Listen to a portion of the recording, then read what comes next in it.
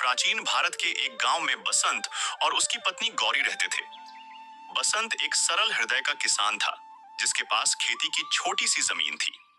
उस जमीन पर वह अपनी दिन रात की मेहनत से अनाज उगाया करता था, परंतु हर बार किसी न किसी विपत्ति के कारण उसकी फसल नष्ट हो जाती थी। एक दिन जब वह नदी के किनारे विचारमग्न बैठा हुआ था, तभी एक संत उसके पास आया और उसकी परेशानियों को समझा। उस संत ने बसंत को कुछ विशेष बीज दिए और कहा, इन्हें अपने खेत में बो दो, परंतु याद रहे कि इनकी फसल से तुम्हें जो भी उपज मिले, उसका एक अंश दूसरों की मदद के लिए अवश्य देना।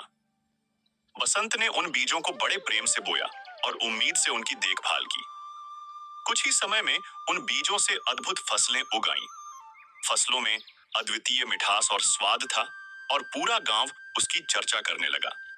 बसंत ने संत की बात याद रखी और अपनी उपज का हिस्सा गरीबों और जरूरतमंदों में बांटने लगा। उसके इस काम से न केवल उसकी समृद्ध होने लगा, बसंत ने सीखा कि प्रकृति उसे जो देती है, उसका एक भाग वापस प्रकृति को देने में ही असली समृद्धि छुपी होती है।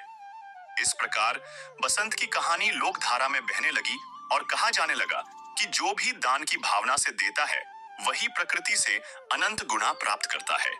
और यहीं से बसंत का जीवन एक नई लोक कथा में बदल गया,